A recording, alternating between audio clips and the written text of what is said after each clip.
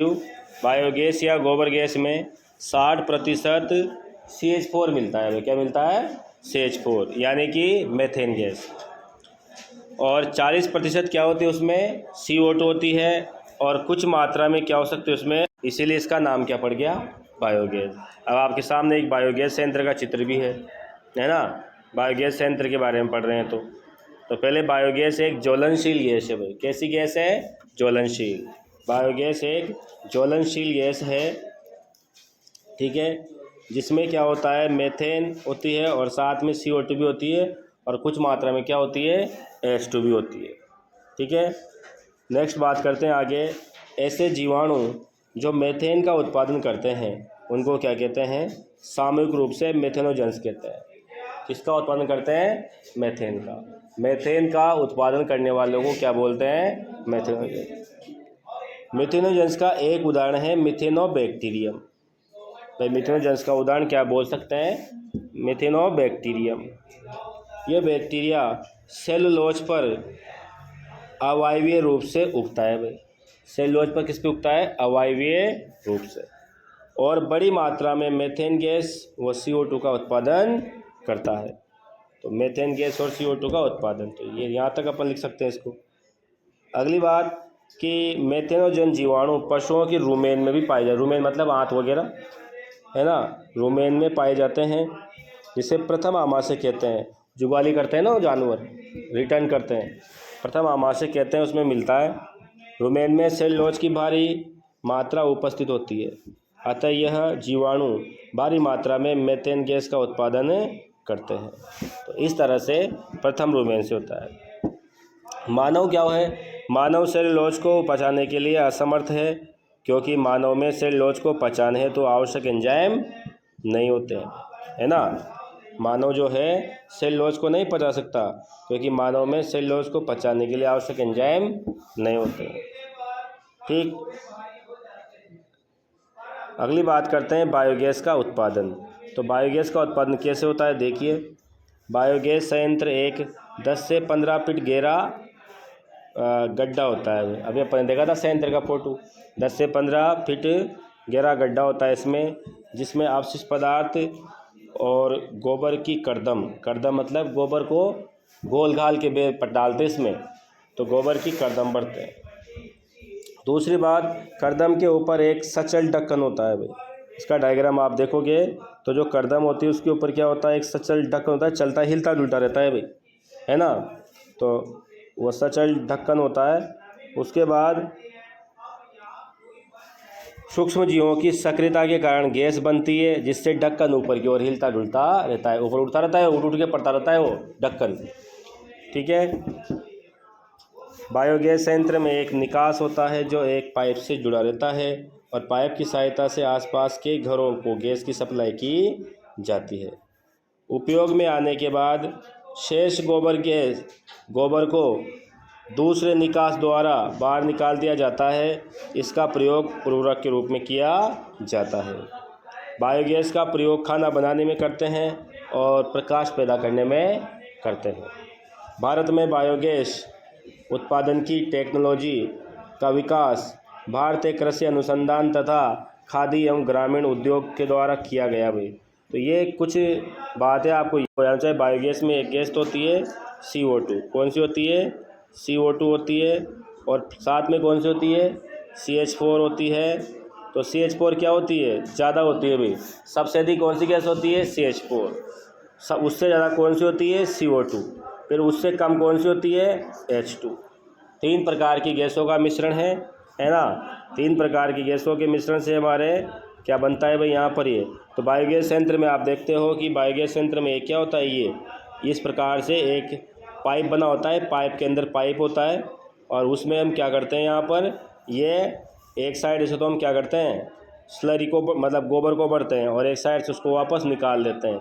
उसको हम क्या बोलते हैं? स्लज बोलते हैं, ठीक है ना, स्लरी बोलते हैं। एक गैस पाइप लगा होता है ऊपर की तरफ से, उससे गैस निकाली जाती है भाई, ठीक है। तो इस तरीके से ये बायोगैस संयंत्र होता है।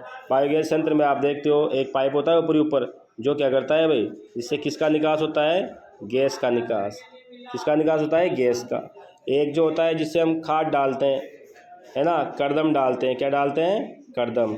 एक साइड से हम क्या डालते हैं? करदम डालते हैं।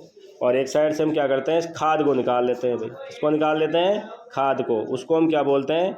स्लज बोलते हैं। क्या बोलते हैं? स्लज। ठीक है, स्लज। और अंत में जो ये पूरा बड़ा पाइप होता है ना, गड्ढा टाइप का, इसको बोलते हैं डाइजेस्टर। ये पाचक होता है, इसको हिंदी में पाचक भी बोल देते हैं, पचाने वाला पाचक या फिर डाइजेस्टर। तो इस तरीके से हमारे पास ही बायोगैस संयंत्र होता है। प्रश्न यही पूछता है बायोगैस संयंत्र में कौन सी गैस ज़्यादा होती है, कौन सी गैस कम होती है। कौन सी गैस बायोगैस नहीं है? CO2 भी है, CH4 भी है। ठीक है ना। जब आप सोचिए कौन सी गैस बायोगैस है, तो आपके पास CO2 भी ऑप्शन में रहे और CH4 भी रहे, H2 भी रहे, फिर आपको ऑप्शन में CH4 ही लगाना है। आए बात समझ में? मुख्य गैस कौन सी है? CH4। तो तीनों ऑप्शन में तो तीनों को कहेगा उपरोक्त सभी, तो फिर सब राइट लगा देना। यही एकमात्र प्रश्न आता है।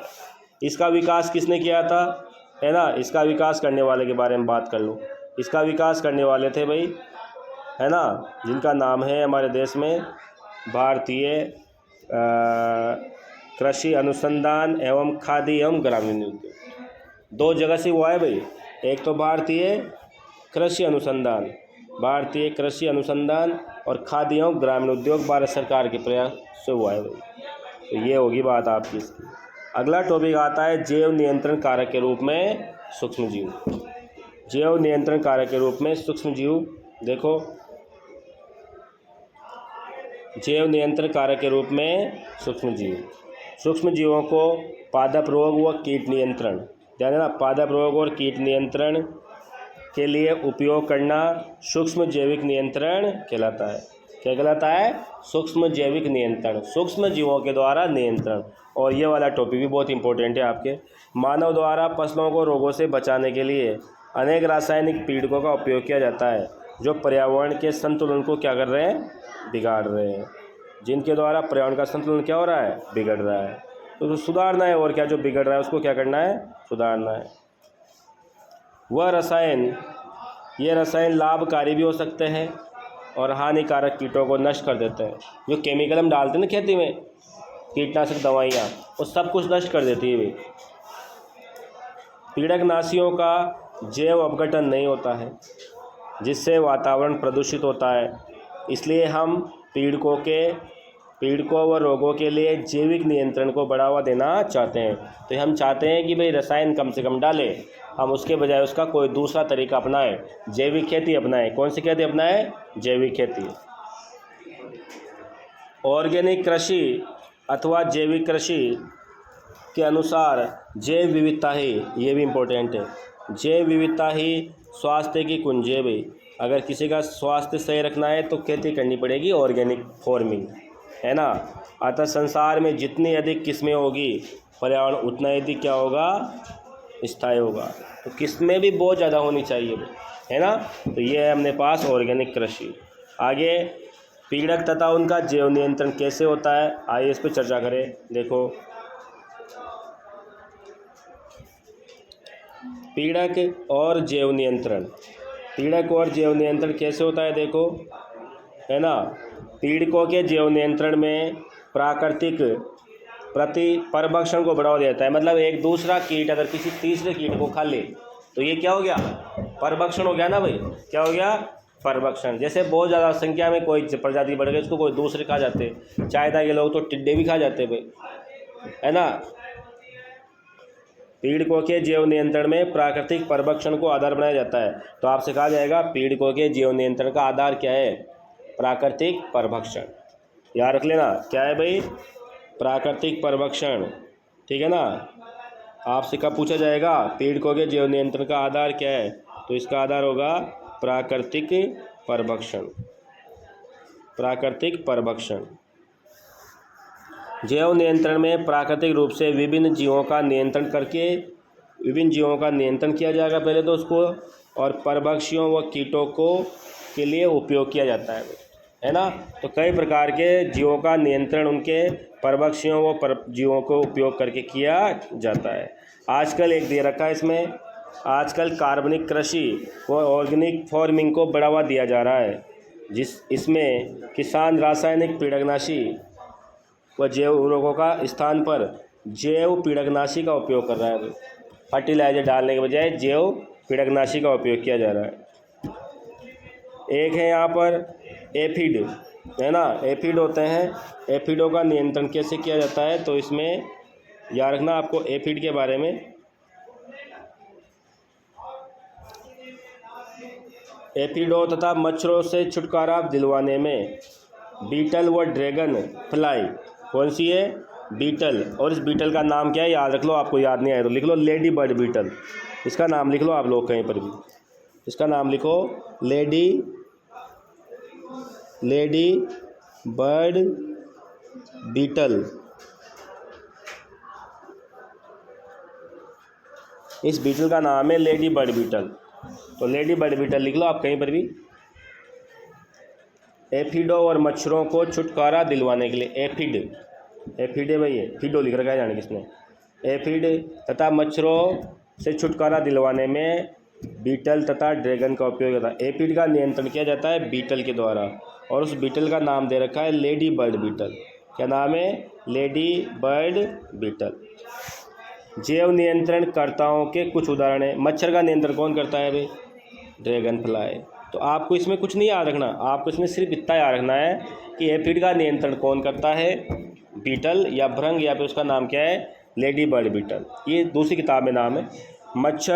मच्छर का ड्रैगन फ्लाई, है ना, पतंगा।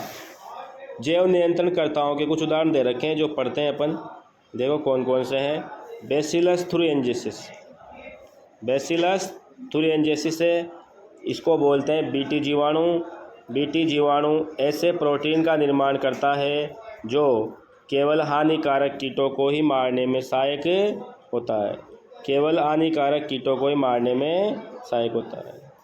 इस विशेष प्रोटीन को क्रिस्टल प्रोटीन कहते हैं। कौन सी प्रोटीन बोलते हैं, क्रिस्टल। एक विशेष प्रकार की प्रोटीन का इस्तेमाल होता है, इसको बोलते हैं क्रिस्टल प्रोटीन। एंजिसिस क्या करता है, देखिए कि ये बीटी जीवाणु से ऐसे प्रोटीन का निर्माण करता है जो हानिकारक कीटों को ही मारता है, केवल दूसरे कीटों को नहीं मारता। एक विशेष प्रोटीन बनाता है जिसे क्या बोलते हैं, क्रिस्टल प्रोटीन। ठीक है, आगे इस प्रोटीन को बनाने में क्या किया जाता है। इस प्रोटीन को बनाने में एक सब्जेक्ट है जिसका नाम है आनुवांशिक अभियांत्रिकी। एक तकनीक होती है, उस तकनीक का इस्तेमाल किया जाता है। ये पढ़ोगे आप बायोटेक्नोलॉजी में कैसे किया जाता है, ये अगले पार्ट में आएंगे आपके 11-12 में, है ना। पौधों को प्राकृतिक रूप से कीट प्रतिरोधी बनाया जाता है, नेचुरल तरीके से, कोई दवाई नहीं छाटनी पड़ेगी। जैसे कीट की पत्तियों को, पौधे की पत्तियों को किसी उस कीट ने खाया तो वो कीट मर जाएगा, खाते ही मरेगा मतलब, है ना। उपयोग क्या है, बीटी जीवाणु का उपयोग बटरफ्लाई कैटरपिलर के नियंत्रण में किया जाता है। कैटरपिलर होती है किसी, जैसे कपास वगैरह में बीटी कपास, बीटी बैंगन ऐसे बनाए गए हैं। ये बीटी बीजाणु सुगंधित थैली के रूप में बाज़ार में मिलते हैं। वे बाज़ार में से खरीद के ले आओ इनको, और इन्हें पानी में मिला दिया जाता है, और पानी में मिला करके क्या कर दो, वापस वही छिड़काव कर दो। तो क्या कर दो, छिड़काव। इस मिश्रण का छिड़काव सरसों व फल वृक्षों की पत्तियों पर छिड़क दिया जाता है। जैसे कीट, है ना, का लार्वा इन पत्तियों को खाता है। लार्वा की पाचन नली में एक विष बनता है, विष बनने के कारण लार्वा की मृत्यु हो जाती है। इसका उदाहरण है बीटी कपास और बीटी बैंगन। बीटी कपास को हम डिटेल से पढ़ेंगे, चैप्टर बायोटेक्नोलॉजी के है वो, 11-12 नहीं, हाँ सॉरी, अगली वाली किताब में तो 9-10 है, 9वां-10वां चैप्टर नई वाली में, पुरानी किताब में 11-12वां है, उसमें पढ़ेंगे इसको। अगला आएगा ट्राइकोडर्मा। ये क्या चीज़ है भाई, ट्राइकोडर्मा भी वही है बायो फर्टिलाइज़र। ट्राइकोडर्मा एक मुक्त जीवी कवक है, यह पौधों की जड़ों में पाया जाता है और बहुत से पादप रोगों पर क्या करता है, नियंत्रण करता है। नाम क्या है इसका, ट्राइकोडर्मा। फिर आता है बैक्यूलो वायरस, जो मोस्ट इम्पोर्टेंट इस साल, है ना, 100% संभावना आने की, है ना। बैक्यूलो वायरसेस ऐसे रोगजनक वायरस है जो कीटों का तथा संधिपादों ऑर्थोपोडा पर नियंत्रण करते हैं, कीटों पर और ऑर्थोपोडा पर। अधिकांश बैक्यूलो वायरस जैव नियंत्रण कारकों के रूप में उपयोग किए जाते हैं। यह न्यूक्लियोपॉलीहाइड्रोक्सी वायरस जीन्स, अंडरलाइन करना है इसको, न्यूक्लियो पॉली, है ना, अंडरलाइन कर लेना, nucleopolyhedrosis virus genes के अंतर्गत आते हैं, जो पादप स्तनधारी पक्षी, मछलियों, यहाँ तक कि लक्ष्यविहीन कीट पर भी हानिकारक प्रभाव नहीं डालते। ये किसी पर भी हानिकारक प्रभाव नहीं डालते, ये तो जहाँ इनका टारगेट होता है ना वहीं पर ही हमला करते हैं। ठीक है, जैव उर्वरक के रूप में सूक्ष्म जीव। अगला आता है फर्टिलाइजर। ये तो क्या थे ऊपर वाले नियंत्रक, है ना, और ये क्या है सूक्ष्म जीव। तो देखो जैव उर्वरक एक प्रकार के जीव होते हैं जो मृदा की उर्वरक क्षमता को बढ़ाते हैं, इसलिए इन्हें जैव उर्वरक या फिर क्या बोलते हैं बायो फर्टिलाइजर कहते हैं। जैव उर्वरक कहते हैं या फिर बायो फर्टिलाइजर कहते हैं। अगला है जैसे राइजोबियम जीवाणु, माइकोराइजा, साइनोबैक्टीरिया आदि का उपयोग जैव नियंत्रक के रूप में, जैव उर्वरक के रूप में किया जा रहा है। तो देखिए आप लोग, राइजोबियम जीवाणु है, माइकोराइजा है और एक और है साइनोबैक्टीरिया, इन सब का यूज किया जा रहा है किसमें, जैव उर्वरक के रूप में, खाद के रूप में। किसके रूप में, खाद के रूप में। पौधों को खाद चाहिए ना भाई, तो खाद भी डायरेक्ट इनको इनसे दी जा रही है। आगे देखिए जीवाणु। जीवाणु की बात करें तो कौन कौन से जीवाणु हैं अपने पास, सजीवी जीवाणु। एक तो कौन सा है, सजीवी जीवाणु, इसका नाम है राइजोबियम। क्या नाम है, राइजोबियम। पौधों की जड़ों में पाया जाता है भाई। स्वतंत्र जीवी जीवाणु, उसका नाम है एजोस्पाइरिलम और एजोटोबैक्टर। एजोस्पाइरिलम और एजोटोबैक्टर। उपरोक्त जीवाणु वायुमंडल की नाइट्रोजन को स्थिरीकृत करते हैं। स्थिरीकृत मतलब इकट्ठा करते हैं और मृदा में नाइट्रोजन की मात्रा को बढ़ाते हैं। फिर अगला आता है साइनोबैक्टीरिया। ये क्या करता है भाई साइनोबैक्टीरिया, इसको नीलहरी शैवाल कहते हैं।